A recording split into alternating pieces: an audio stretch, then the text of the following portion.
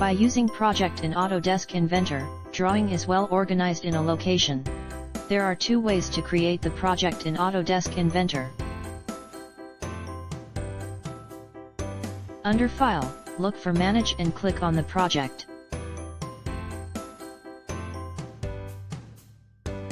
Projects function also can be obtained under Get Started tab. Next, click on New to create new project. Choose New Single User Project, and click Next to continue. Enter your project name, Classroom Exercise for this example. Click Next to continue. In a pop-up, click OK to continue. A new project was created. Make sure there is a tick next to your project. User can retrieve their drawing file in Documents, folder Inventor, and folder Classroom Exercise.